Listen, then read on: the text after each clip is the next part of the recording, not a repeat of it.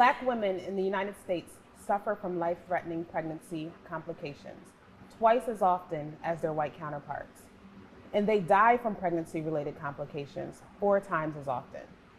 Racial disparities in pregnancy-related deaths across all income and education levels show that Black women in the U.S. are at a higher risk for poor outcomes than their white counterparts. Welcome to DETV's Every Woman. I am Melissa Minor Brown, and today we are having a conversation about Black maternal health.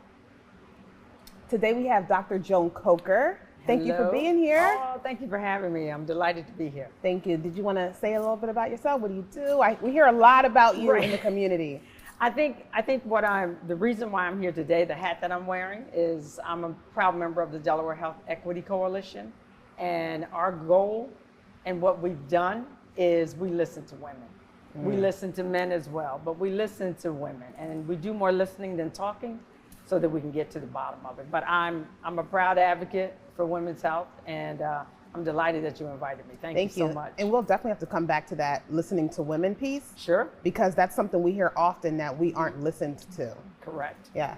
So we also have April Lyons-Alls with us. Thank you, April. Thank you for having me, Mimi. Thank you. Do you want to just let everybody know what you do in this space around maternal health?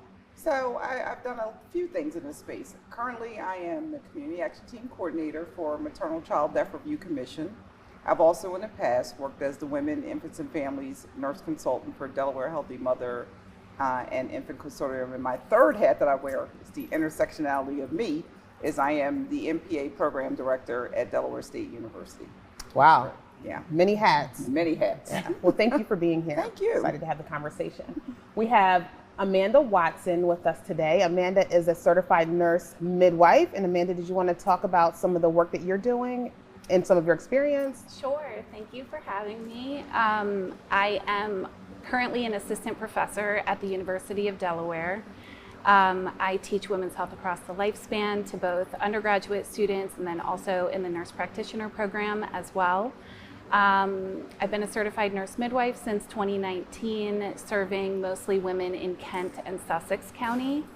I was a former director of the Women's Health Department at Lored Health Center, which is a federally qualified health center, serving a lot of Haitian and Hispanic women that have recently immigrated to the United States. Wow, well, thank you for being here. And I'm really looking forward to kind of digging into what your experiences have been down in Sussex, Kent and Sussex County. Yeah, sure. Thank you. And we also have Dr. Marshala Lee-McCall with us today. Thank you for being here. Thank you so much, Mimi, Melissa Minor Brown, for having me today. So, Marshala, let's talk about some of the work that you are doing. I know you are a doctor in one of our major hospital systems, but you also do some work in the community and with some other organizations as well. Yes, thank you so much for this opportunity to be here. I serve as a family physician at Christian Care. I'm the director of the Harrington Trust within the Institute for Research on Equity and Community Health. And in the community, I serve as a community doctor as well as an executive committee member for the Delaware Healthy Mother and Infant Consortium. But most pertinent for today, I am a new mom, and so thankful to be Congratulations. here. Congrats. So, you know what? Since you just mentioned you're a new mom, I kind of want to just talk about that, right? Like first of all, where are you at in your postpartum period? Because we know the postpartum period extends to 1 year now. Right, but where are you in your postpartum period, and how has it been being a new mom? I am definitely still in the 4th trimester. Right now, I am doing okay. Of course, every second I'm still thinking about my baby, but thankful for my partner, Jason, his support, because this transition has been a lot better than most women, I believe. Yeah. Wow. Are you back at work? I start back officially on Monday. Woo! Okay. So, well, I'm happy we're having this conversation today, and we probably need to get you ready to go back to work and prepare you mentally for that, because that's like really tough. Yeah. It was really tough for me to go back to work. Yeah. And take my child. Is your baby in daycare? He started daycare last week, and that's also been a journey. So you started early to prepare yourself. Yes. Yeah, see, I was 18 years old, and I didn't get a chance to start early. I dropped my 6-week-old baby off at a daycare center the day that I went back to work, and I went to work for about an hour, and I turned around and went back and got my baby. I'm not ready yet. I've had 12 weeks. but I can only imagine what it would have been like at 6 weeks. So Oh my goodness. I feel like I still have PTSD from that. Yeah. It's a lot. Yeah. It was Let's tough. advocate for longer time for women, like Yeah. Switzerland. 2 years. Right. I say Agreed. 2 years to be able Yeah. to stay home with your baby. I Yeah. agree. Yes. I agree. Those 2 years are crucial. Absolutely. Not just for the baby, but for you. And the family unit. Yeah. Right. That's right. Yeah. That's it. It's a reflection of how our country values motherhood Absolutely. and the family unit. And I want to say we're the only country that actually does not allow women that time. I mean, we've done some work in the legislature Yeah. for 12 weeks, but Yeah. we still need more time. Oh, yes. We Yeah. still need more time. Oh, yeah. Yeah. So, Dr. Coker, Yes. I want to ask you a few questions. You recently stood up the Delaware Health Equity Coalition, and I believe that was right after the COVID-19 pandemic, right? Yes. Okay. What was the impetus behind that decision, and why was it so important that you do it in that moment? I think the impetus was just listening to the patients. So we set up a vaccination clinic. Dr. Sidney Teal, Dr. Scantleberry, Dr. Lee, we were all together, Dr. McIntosh. All of us were together in the fight, Dr. Posse. And what we realized in that interim when folks were just waiting after they had gotten their vaccination was that they didn't feel like they were being heard, didn't feel like they were being listened to. As a specialist, every time someone would come in post-COVID, it was, do you know a good internal medicine doctor? Because I feel rushed. I feel they're just looking at the computer. No one's listening. And people were feeling worse than they had ever felt and had questions about their health care. So we got together and we set up the Delaware Health Coalition. And that is a place where no one's knocking at the door, no one gives you a timeline. You talk, we listen, and we implement a plan and a strategy to get folks to the finish line. Because at the end of the day, that's what it's all about. And speaking as a little cat lady, in the words of some of the less in the United States of America, I've got 3 sisters, and none of us had the privilege of having children. But to hear someone categorize us as we don't understand family because we don't have children, looking at the thousands of kids we've mentored and our own family, Yes. it takes a village to raise kids. Yes. So the good news is I was hurt by it because there are so many women who don't have children who wanted to have children. Right. So how can you make a statement like that and then say you don't even have the right to vote? What now? It takes a village, sir. And I wish men would get out of their own way and understand what it takes to be a woman and raise children and be a family. Yes. I mean, just because I don't have children don't mean I don't understand family. Correct. That's outrageous. Correct. And so those are the kinds of things that we can get off our chests at the Equity Coalition, and which we're going to advocate for and fight for in this country and turn the page and move forward in a different manner. Yeah. So I'm hearing a lot of great things about the Delaware Health Equity Coalition. I'm hearing the word holistic. Yes. I'm hearing wraparounds. So can you just kind of talk about what kind of services you provide? Someone comes into your facility and they just have this backpack, right, just full of stuff, full Right. of life experience, Yes. full of inequities. What do you do when that person walks in your doors? So we have several partners.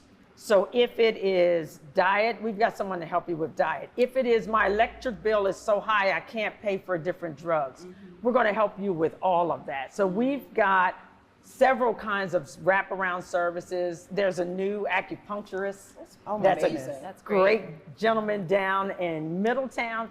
And so we're going to try to do some research with him because he was in San Francisco working with prison health. And a lot of those inmates were addicted to fentanyl and other drug interactions. And he just got them through acupuncture and they were able to manage their drug habits. So we're going to work together to do several different things because I think you know just as well as I do that a lot of people come in and they don't want one more drug. Right. Not one more thing. I've got 12 things that I take. My pack is full. Give me another better alternative that may be more holistic that can get me to the finish line. And Right. so we've got several partners and we're excited about the work that we're doing. And we're grateful for many of the grants that we've been able to get from the community. So it's been an awesome experience. Thank you so That's great. much. That is great. I think about where the organization is located, and you were intentional about ensuring that it was in a place where there was not much access to healthcare resources. Yes. But I live in Newcastle, and my constituents are speaking so highly of this organization, and they are traveling to your organization because they just want to be listened to. Correct. Right. And so when we talk about being listened to, we're going to like kind of move over to like the Black maternal health piece right now. And I'm going to start with you, April. Sure. I want to talk about some of the work you're doing in the community. And I know that you're doing some work with the community action team. Yes. And one thing we talk about is ensuring that community is at the table and that we are educating the community, but allowing the community to have input on some of the initiatives that we're working towards. So that's why I think that organization is so important, but people don't know about it. Sure. So can you kind of talk about what the CAT is and where it's going? All right, so the Community Action Team actually is a part of the Maternal Child Death Review Commission.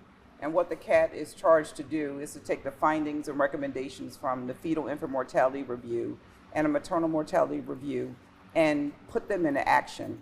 And it's more than just giving the community a voice. I consider the community to be an equal and participating partner in anything that's developed that is supposed to address women's health and all their needs. So it's not just getting them the rubber stamp ideas that we come up with, but really being able to engage them from a variety of different sectors. So the CAT, we were very intentional about what we wanted to look at in terms of the partnership representation that we wanted from the community.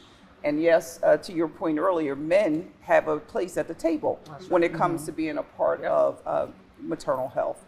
So currently what we're working on is looking at those findings and breaking out into what we call implementation teams. So there were a couple of broad areas that kind of emanated from the research and the findings, and they were around preconception care and perinatal health. And for those of you who are at home, preconception care is really looking at how healthy you need to be as a woman to prepare you to be able to have a child. And then we're talking about fourth trimester care and interconception care, which is a totally missed opportunity of prevention as well. The legislation that you passed was groundbreaking from the standpoint that it extended the postpartum period for a year, which is just game changing. When you look at the data from FEMA as an example, 60% of the deaths, I believe, that occurred during those reviews of children happened in the postpartum period from 6 weeks to a year. So you can just imagine how important that is. So we're at the beginning of our work right now. We've met several times now. We maybe have our fourth meeting we've had now. We stood up the process in January of 23. I work with some fantastic people. Our executive director, Kim Laprie, one of the finest epidemiologists I've ever worked with besides Khalil Husseini, Dr. Meena Ramakrishnan, and then Lisa Klein, who is the Maternal Mortality Review Coordinator, and Joan Kelly, who does FEMA. So it's a collective group of people that kind of come together along with the people in the community to kind of look at what exactly do we want to look at and how can we contribute to initiatives that might already be underway or hook on to something that we can amplify that can make things better for women, infants, and their families in the community. I really appreciate the work that you're doing. Thank you. So as far as the community piece, how can, once you come up with your initiatives and you get your findings, you come up with initiatives, how can the average community person or the everyday person be a part of the initiatives, or at least be able to know or understand what you're rolling out, what you're working towards, and have a voice in some of that? So there's a couple of ways. If people are really interested in being a part of the Community Action Team, they could always email me at april.lyons-alls@delaware.gov. We also, coming up over the next 3 months, beginning in September, we'll be offering, having community forums where Maternal Child Death Review Commission comes together and talks about those findings in a way that people can understand, and they can ask questions. And they can just kind of get involved. There's an electronic application through SurveyMonkey. I'm happy to talk to anybody. I love people, and I love being able to engage. And I think the more perspectives we have, the more enriching and robust the interventions that we can come up with. And not just come up with, so people can own them, have ownership of them, really engage and do the things that need to be done to get this work done. Because it's difficult work, and it's not just one person that's going to do it. It's going to take a collective effort for everybody if we're going to be successful and change the narrative. So to your point, Dr. Coker, you know, we hear all of the time that women don't feel like they're heard in appointments, and we have to really start to reimagine what care looks like for women. So having that interdisciplinary approach you talk about, where you're addressing their social determinant needs and you're looking at their physical health, women want to be able to have a one-stop shop experience, high quality, where all of their needs are being addressed. So I applaud what you're doing, all of you. Yeah. So you mentioned people being a part of the solution, and I kind of want to switch gears and go over to you, Amanda. Sure. You have a unique experience because you've done a lot of work in Kent and Sussex County. Yeah. And we've seen, even around infant mortality, we've seen that the infant mortality rate over the last 5 years has decreased in the city of Wilmington. I think it's by 11%, but it increased in Kent and Sussex County by 77%. And even the Black and brown mortality rate in Kent and Sussex County is higher than Newcastle County. Yeah. That area seems to be forgotten often, and you've done the work. So can you talk about some of the work you've done in Kent and Sussex and what you've seen as a provider? Sure.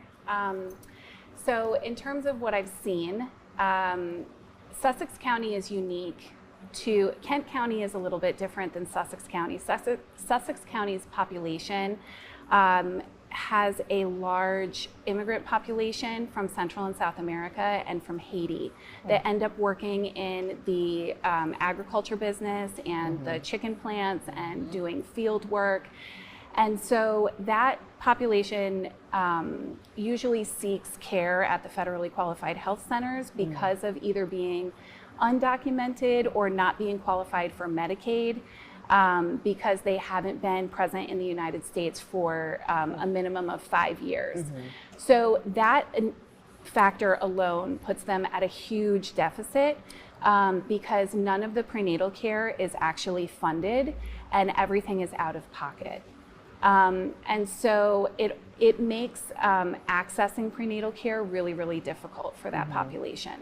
So in the time that I was working as a nurse midwife and as a director of the Women's Health Department at Lorette Health Center, I kind of rolled into that position because we were facing a unique challenge, which was that we lost 2 of our supervising physicians that had connected us to Tidal Health Nanacoke for delivery privileges. So the federally qualified health centers, they can do the prenatal care of the women that need the care, but we can't organize deliveries. We can't have a facilitated, coordinated care of C-sections if they're needed or inductions of labor for people that are getting really sick. And so with the loss of that relationship, we had to try to reach out to the other 2 hospitals in Sussex County and try to reach back to Tidal Health and figure out an agreement to be able to get our patients in for coordinated deliveries. And initially it was a really devastating process, and we saw a lot of really devastating outcomes happen because of the lack of coordination. And that was just one factor that was also compounded by language barriers and cultural barriers, things that we take for granted on a day-to-day basis, like in Central and South America. I lived in Peru for a couple of months at one point in my life, and if you go into a pharmacy, all the antibiotics and everything are on the shelf. You don't need a prescription. So when I'm writing a prescription for Synthroid or for an antibiotic for a patient, she is not understanding that she has to go to a little window in the back of the pharmacy, give her name and her ID, and pick up the prescription. She's looking for it on the shelf. So she comes back to me 3 or 4 weeks later for her next visit, and I'm saying, are you on your medication? Have you been? No, I went to the pharmacy, I couldn't find it. So it was things like that we had to, that were really nuanced interventions that were really specific to that one population, that were like these aha moments of like, wow, okay, I'm missing this really basic intervention that I can make as a provider to really understand, instead of being like, she's non-compliant, this patient is not doing what she needs to do, she's not listening to me, I told her she needed to do this, and she didn't do it. Instead, it's really trying to get down to the understanding of, well, where did we go wrong in our communication? Right. And what is this patient's understanding of what was expected versus our understanding that we're trying to convey in like a 15-minute period before our next patient comes in. Wow. So it was really basic interventions like that, like reminding people, you know, make sure that you sit in the waiting room and wait for them to give you an appointment to come back. Because we're like, why are these people not coming back? Mm-hmm. Or, you know, oh, nobody's tracking the no-shows. Nobody's calling them back. You know, it's like all these things that really we needed to pay attention to, that were our responsibility as providers and as a facility, that we were blaming the patient for.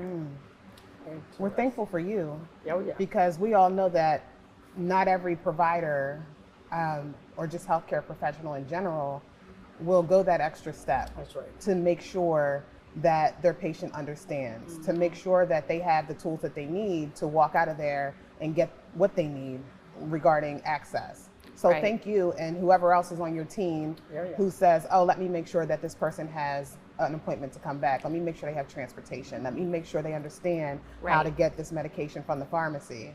Yeah. Or even understanding their instructions walking out the door. That's Right. And it takes a team. I mean, because as a provider, you have 10 or 15 minutes to see that patient. And that is because we are driven by reimbursement and we are driven by medical coding and all of these things. And even though we have codes for social determinants of health, we don't get reimbursement when we code for it. But we should, because it involves a lot more time and effort. That's right. And we need to be able to provide reimbursement for, you know, social workers, community workers, you know, referrals into programs like you have, you know, that are basically giving patients the additional like support that they need to put them on equal standing in terms of equity and access to the kind of resources that they need. Non-compliance is one of my trigger words. Yes. I don't like that term, non-compliance, because non-compliance to me is basically an undiscovered need or a barrier that you really need to dig for and really need to work with the person to engage them. And today's system, the way it's set up, makes that very challenging to do, because women feel like they're in and they're out. Like they might wait for an hour for an appointment, but then they're out the door and they don't really get to discuss their needs. So we got to dig a little deeper and engage women, I think, a lot more than we do. So again, it requires reimagining what care looks like for women. Yes. Yeah. I remember when I was 18, well, I was 17 and pregnant because I delivered at 18. But I remember specifically, and I won't name the provider's office, but I remember going in and I couldn't even squeeze my hands because I was so swollen. And I was at the end of my pregnancy. I wasn't 9 months. I was in the eighth month of my pregnancy. And I remember having a high blood pressure, but I was young, so I didn't understand what that meant. Right. And I remember being told to go home, to put my feet up, to not walk a lot.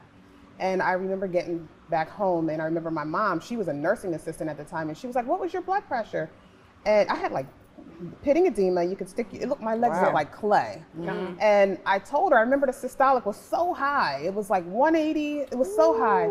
And my mom was like, and they just told you to put your feet up? And I'm like, yeah, stay in the bed, don't do anything. And my mom's like, no, we need to go to the hospital. And we went to the hospital, we went to Christiana, and I actually had a baby that day, a C-section. And I just, you know, I was so young, but I just remember being told I had preeclampsia and being given magnesium, and all these things were just happening so fast. And I just thought, what if my mom didn't even have that basic knowledge to say that blood pressure is too high? That's exactly it. But why did I walk out of there with a blood pressure that high? You know, I think about that all the time, and I think that's what draws me to this work. Yes. Yeah. But Amanda, as a nursing instructor, as someone in education, and you are at a point where you can actually help your students prepare themselves for going out into the workforce, whether it's your undergrad nursing students or your graduate nurse practitioner students. Right. So what are you doing in that space as far as ensuring that your students are prepared to provide culturally competent care? So it's so interesting that you just mentioned the blood pressure, because we just implemented this skills, they're like a 4-hour hands-on skills for maternal and newborn nursing before the students go into clinical. And one of the things when I'm doing the postpartum assessment is I just drive into their heads. What is a severe range blood pressure for a pregnant, laboring, or postpartum woman up to 8 weeks postpartum? What is severe range blood pressure? So they learn initially to recognize 160 over 110. And I say to them, if you walk into an emergency room, you're not going to be getting IV push labetalol and hydralazine until your pressure is like 200 over 120. But we don't have those same thresholds because we're going to have seizing moms, we're going to have moms having strokes, we're going to have placentas abrupting, and we're going to have both fetal and maternal death. And so I really push that they need to recognize that. I think the other thing, just to piggyback off of what you're saying and what you've gone through, Mimi, in your life, is people have to care to be better. Yeah. How do you teach care? You know, it's either in you or it's not. Right. So you're talking about like Serena Williams, Allison Felix, two amazing athletes who almost lost their lives and their children. Not because they didn't have prenatal care, not because they're in bad shape, but someone didn't care to be better. Right. You know what I'm saying? It's Yeah. as simple as that. You need to see me, feel me, hear me. Yes. Right. And how do you teach that? Yeah, well, You know? that's, And so what I say to a lot of the students that come through, because we have a lot of airway emergencies, and so while this is on my mind, I'm going to say this. I cannot imagine being a head and neck surgeon with someone in airway distress and not being able to operate, because that's what's happening to the OBGYNs in this country in several states. You know there's a problem. You know how to intervene, but your hands are tied and you can't do it because you've got to decide, do I go to jail or not? Yeah. That's outrageous Yeah. because you were taught to be better. You care to be better, but you've got a system set up to put you in jail for doing what you were trained to do. I have such a problem with that. I Yeah. can't even enunciate it enough. That's insane. Yeah. Right? It's insane. yeah. So I don't know how you teach care, but my hope is that, you know, what I say just in general, treat them like family. And some people have problems in their family, like the family you love, let's say that. Because if you treat people as you would want to be treated, as you would want your family treated, maybe you'll get it right. Right. Maybe. But you got to see past color. You got to see past the fact that you're 18, because some people Right. just can't get past that. Right. Why are you pregnant? Yeah. Your senior year of high school, or you just graduated. That's not your business. Just do the work. Right. Yeah. Right? You got to do what's right It's for people. not your business. Yeah. Just put all your feelings aside and do the work. Yeah. I think it comes down to inspiring passion. Yeah. So I think when Yeah. you bring passion, it sparks a little bit of that in the student body. They start to care. Even if they don't end up going into maternal and child health, they might be an emergency room nurse Yeah. or they might be a critical care nurse, but like, I'm here to inspire my passion for you so that you start to recognize these things.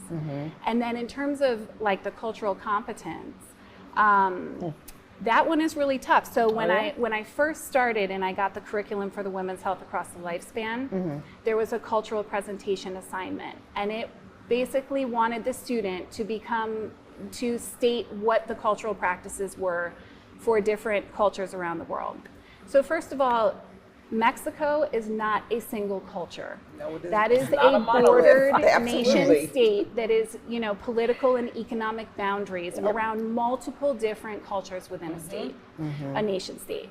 So I changed that whole project. And what I did is I took this, it's an anthropology book called Childbirth and Authoritative Knowledge. And it's old, it's from like 1997. But the different writers in that book, they go into like all of these micro cultures within these different areas around the world, and they start talking about, you know, authoritative knowledge, like bringing technology into a region that is not is using traditional midwives, for example, and how is it received, and who do the people respect, and who do they go for and trust in terms of their source of knowledge base. So I have the students look at that, and then I have them look at a couple of articles that were in the Green Journal in 2023 that talk about power and privilege. They talk about racialized histories of doing medical experimentation on women's bodies and obstetrics. They talk about the power of language using things like non-compliance. And so I have them analyze this chapter, whatever chapter they choose, about who holds the power in this dynamic and how is this influencing the people that are giving birth, and what other influences are playing a part in this, what kind of political resources are playing a part in this, economics, all of that. And they did a great job, and I think it was like really cool for them to start to break that down, because it's not them coming from this outsider's perspective, like now I'm an expert on how the Mexican culture gives birth. Instead, it's like, let me think about my role, how I'm interacting with someone from a different culture, and do they perceive me as the person that has power in this interaction? Am I taking something away from the people that they respect and trust? And so those conversations start happening for those students where I think it wasn't happening before. Right. I just think that if we keep in mind that no culture, no one group is a monolith. That's right. There are Right. nuances within every culture. And if you start to make assumptions about groups of people, you get into stereotypes, you get into bias, you get into a number of things. So I think it's really meeting people where they are, and it's not the golden rule, do unto others as you would have them do unto you. Right. It's the platinum rule. It is. Find out how others want to be treated and then Right. treat them that way. That's the thing Exactly. that we should really think about when we're having care and we're engaging Absolutely. with our patients and clients in the community. And I completely agree. I teach medical students. I help interview for medical school and residency, but teaching people how to care, that's a skill I don't know if you can actually teach. Right. So one of my goals and one of the things that I do is that I mentor pre-medical students. But I go looking for those students that have a true passion for Right. people and care. I can teach them about medicine. Right. But it's hard teaching someone about actually caring for your neighbor Absolutely. or someone that doesn't look like you. And we're talking about cultural competency. Yes, it's great to teach people about different cultures, but it's sad that less than 6% of our physician workforce is Black. That's right. Less than 15% of our workforce is of people of color. So until we get more diversity in that workforce, where we're also able to be incubators and teach our coworkers about cultural competency and our patients, there's more work to do there Absolutely. as well. Representation matters, Yep. right? Yes. Representation matters. Yes. So let me ask you this, as a Black doctor, right, and you just had a baby. Doesn't she look beautiful? She does look She beautiful. does. You do. And that baby is beautiful. Yes, he's so cute. Oh my goodness, he's so cute. All right. Just preparing for pregnancy and then being pregnant and then preparing for childbirth as a doctor, right? Like you're educated. You're educated. You're at a certain social status. Did you feel safe? Did you feel like you were going to just make it through this okay, come out okay, with no complications? People would listen to you and you would just have this golden experience. Yes. So that's a very loaded question.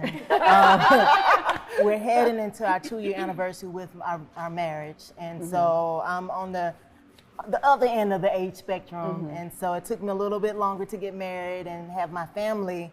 And when it became time to get pregnant, I thought it was going to happen naturally, and it didn't. That's what happens when you wait a little while to get pregnant. So we had to employ IVF, infertility resources, me and my husband. And that process was actually very challenging and demanding, but it brought us together because we really had to be a team to get through the other side. And we're very successful with the first round of IVF treatment. I see that on average it takes at least 2 to 3 treatments for most people. So we were a lucky family that it only took us a year. And so that process I thought was going to be the most complicated. I should have known better, but I have a number of medical conditions, and so pregnancy was a lot more complicated than I envisioned. And I was nervous, scared, all of the above, but thankful because I was able to find a African American female physician, Dr. Regina Smith, that I really trust to be my OB-GYN. And that helped relieve some of the stress that I had. Having someone in the room with me that I could consult, that I knew that was listening to me, that was very meaningful. That relationship was great with my primary care OB-GYN, but because of my chronic medical condition, I have to go to a lot of other specialists that I don't have that same relationship with. And so sadly, you talked about developing preeclampsia, and you know a similar situation happened to me, and I developed preeclampsia towards the end of my pregnancy, but I was in the doctor's office that day, and they didn't know that I was a physician. I shouldn't have to go into a doctor's office with a badge saying that I'm a physician, but I went in saying that, one, I don't feel my baby moving as much. My blood pressure was elevated. It wasn't 160/110, but it was close to it. And they still told me, wait until tomorrow to go to your OB-GYN. Really? Wow. And so that was one appointment that my husband wasn't there with me. And so we talk about how vulnerable it feels. So I'm second guessing myself on the bed saying, okay, I know my baby's not moving well. My blood pressure is higher than normal. They're telling me I shouldn't go to my OB-GYN until tomorrow. So am I crazy for thinking that I need to go to triage, go to the emergency room to get checked out? Questioning yourself. So yes, I started questioning myself, but thankfully I went to the car, called my husband, even though he wasn't there. He was like, Marshala, you know your body, go in to be checked. And I also delivered via C-section that same day. Went to the emergency room, my blood pressure was 170/100. And I think about if I would have gone home, what it would have been like. Right. And so I'm a physician with the medical knowledge. I just imagine how many other women would have gone home. Right. And I try not to go there because it's sad even thinking about it, but we have to listen to our women. We have to care about our women. If someone's saying, my baby's not moving well, we tell mothers to listen to their bodies, but if we're not gonna listen to those mothers, we're doing them a disservice. And so I'm thankful that the delivery went well. I was able to even get one of my medical students who's now an OB-GYN resident to participate in the delivery because I really wanted her to understand all the different steps and what it was like to go through the process with me. Teaching them your delivery, Dr. You know, Lee. you know that's what we do. That's what we do. That's what we do. Because again, I'm worried about myself, but I'm worried about the future as well. Because that's what I always pray and say. I don't mind going through things as long as I can make it better for somebody else so that they don't have to in the future. And so as a Black female doctor, yes, I was terrified. Having a Black OB-GYN helped, but there were so many other factors that continued to do a disservice to even me. And so there's so much more work to be done as well. I've had conversations with Black women who have told me that during their pregnancy, they have literally had nightmares or woken up out of their sleep or just thoughts during the day, thinking about the fact that Black women are more likely to die during pregnancy, childbirth, and the postpartum period. Did you experience any of that during your pregnancy? How did it impact you psychologically, knowing that? So thankfully, and not so thankful, I previously had a very bad surgery where I almost died. So I kind of, I'm afraid even sometimes to go in the hospital because I get flashbacks of those moments of what it was like to be a patient in the bed almost dying. And so I didn't allow myself to go there because if I did, I'm pregnant. I didn't have any choice but to go into the hospital to deliver. But I knew that if I would have allowed myself to go there and think about that, it would have overcome. I would have been overcome with fear. But that's where I sought out an OB-GYN that I was like, okay, I need you here with me, talking to me, walking me through those processes. But a lot of people don't have those resources. They become pregnant and they're like, I just go to I go to whoever has an opening. And even now, it's tough to even get an opening with any doctor. And so it's very scary. I was nervous. I didn't even think about laboring. That was something I never even thought about pushing because if I would have, all of that would have overcome me. It was like, I'm pregnant. I know I need to go to the hospital because if I would have been overcome with fear. Yeah, I've had one of those experiences, near-death experiences in here in Delaware, and I remember complaining well, it wasn't complaining. I remember talking about my symptoms, and I remember being told by the surgeon here in Delaware that I was overreacting. And it wasn't even 24 hours later that I was in septic shock. And then I'm being told, ma'am, you are very sick. You are very sick. Where is your doctor? We need him here. You're very sick. At least they kept you in the hospital. My near-death experience, I went to the emergency room and they sent me home at 1 o'clock in the morning. And I went back a day later. And well, I went back. I got sent home multiple times, actually. Yeah, I was asking questions and I wasn't getting any answers. So we're going to the doctor, go to the hospital. And I'm like, what were the results of the culture? And they're like, what? We didn't take one. I'm like, oh my. I'm telling you, right now that something's wrong. It's a problem. So I mean, what do we do with this? What do we do with this information? Where do we, because we can have this conversation on this couch and we can hope that people are tuned in and people are listening, but when we walk out of here today, what do we do next? What we must do is the great equalizer in this country is education. So first of all, we got to get public education together in Delaware.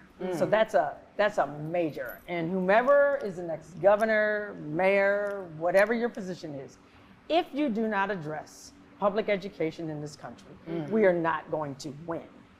And then we've got to stand by and we've got to get involved and we've got to mentor these kids. I mean, I go on trips to Guatemala and we take students with us and the students operate with us.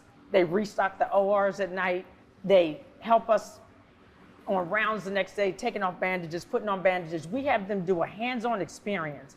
And we had one young lady, the last time I went to Guatemala, who was 16 and had stage 4 thyroid cancer. Wow. 16. Oh my gosh. So the interesting thing is we're thinking that we all speak Spanish pretty well. I practiced in California. My group is from California. We all know Spanish pretty well. These folks spoke Indian. So they went to the hills of Guatemala to bring them down. They spoke Indian. Very different. But you talk about how do you see a 16-year-old with lymph nodes the size of a plum and you don't address her disease? And I'm telling you, all of them that were with us are 17 and 18, 11th and 12th graders.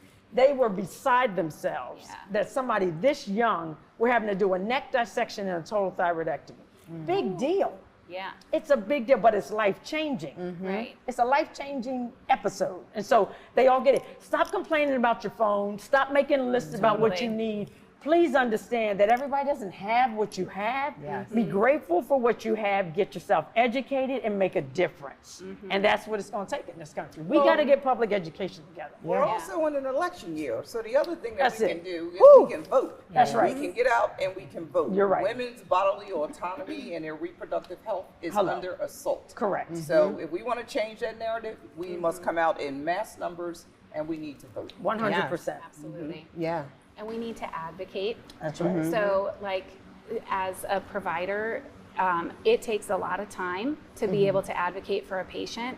I've had one maternal death in my career, and that was a patient who was in severe kidney failure. She died 8 weeks after giving birth. So if we look at maternal mortality, it's only the first 40 days, so it wouldn't even be considered a maternal death, but it was directly related to a process that happened right at the end of her pregnancy.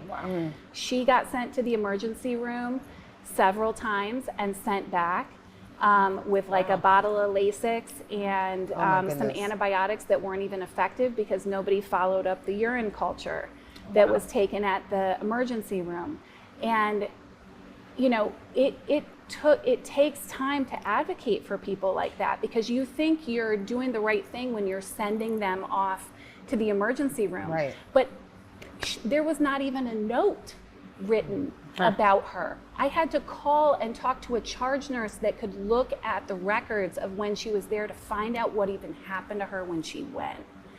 So you have to go up to bat in these micro levels where you're like going up to bat for each individual patient. You have to be in community action teams, advocacy committees. You know, you have to raise your voice. You have to be unafraid. And you just have to keep talking about it and trying to influence whether it's the student body, the children that you have, the children that are in your neighborhood, or, you know, the patients themselves, and to the people that are within their communities, taking care of them, because they're their eyes and ears. I mean, when people are coming to a doctor's office, that's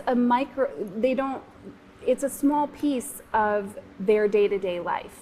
Yeah. So most of the time they're living their own lives with their families and the communities that are around them. And so teaching people to listen to themselves, listening to them when they come in. I mean, the times in my life where I've had that gut instinct and I haven't listened to it, or I haven't listened to the mom that's telling me something, I mean, those are life-changing experiences where you're like, I knew I should have done something different. Yeah. And I will never make that mistake again. That's it. Wow. And I'm sure that experience was life-changing. Whew. That experience with your patient. Yeah. That totally, I don't think anything really prepares you for that. And I think the biggest difference was the emergency room was seeing her as a chronic kidney patient instead of seeing her as a 26-year-old woman that was healthy before she developed kidney failure right at the very end of her pregnancy. So they weren't even consulting obstetrics when she was presenting 10 days after a C-section. Because they see her as a nuisance. Yes. Right. I was just thinking that. Was she they really? see her They weren't as a looking at- nuisance. What do you want? A meal? Pain medicine? What do you really want? I And mean, can you it's pay for this outrageous. visit? Are we getting paid for this visit? Exactly. It's Let's outrageous. not do anything additional It's because outrageous. we can't pay for it. Right. Correct. Exactly. That's- And that is our country right now, and that is our state right now. That's for correct. Delaware That's right correct. now. That is And- absolutely accurate. Yeah, and the women in southern Delaware don't have choices for who they can choose for their physicians. We are losing nurse midwives, we are losing OBGYN physicians, we are losing specialists down there because there's also larger corporations taking over small community hospitals that don't have the understanding of who the patients are that they serve. And people are feeling unvalued, and so they're leaving, but it's a huge disservice to the community. I mean, let's just scream it at the rooftops. We don't have a NICU in all of Sussex County. There's 3 hospitals. We don't have 24-hour anesthesia. We don't have the ability to do a C-section in labor and delivery. They have to use the main OR and call in the OR team from home at 3 o'clock in the morning. Oh my gosh. That is the state of Sussex County. So, that's part of the reason why we have outcomes in the South part of the state that we do. So I'm glad that we came together for this conversation. It sounds to me like we can't wrap this up in an hour, but we need to make sure that we are back on this couch to continue this conversation, and also outside in the community, bringing people to us to have these conversations. So I just want to quickly just talk about some resources that are available right now. Yeah. What's available for people to either tune into, to look online, to call, to get more information on what exists in our state, or just what we're doing, who to call, where to go, just something that we can put out there today. Well, so I would say one of my favorite sites that people can go to is DEThrives.com. DE Thrives. DE Thrives. It is the site for Delaware Healthy Mother Infant Consortium. It is amazing. It is my favorite site. It is chock full of loaded of all kinds of education, information, and resources, and it's free. I love free. Wow. So free is amazing. That is a site that I would tell anybody that's really interested in understanding what's happening. That's where you can look in a blink. You can look at the Title V application. You can look at all of the things that are happening with DPQC. It's just a treasure trove of information. Thank you for that. And Dr. Coker, if someone needs to walk into a medical facility with a heavy backpack, where do they go? I would say the Delaware Health Equity Coalition. Okay. We're there. We have Dr. Sidney Teal and Dr. Velma Scantleberry. We're located right in the heart of 19802, right there on Boehner Boulevard. And I'm a specialist. I'm an otolaryngologist, but together, the 3 of us, and Dr. Scantleberry, first African-American transplant surgeon in this country, Amazing. who understands hypertension, diabetes, and Dr. Teal, just a wealth of information and patience, and just caring. So we will give it everything we've got. And like I said, we have a team of partners that we are running with to the finish line, and we'd be more than happy to see him at any time.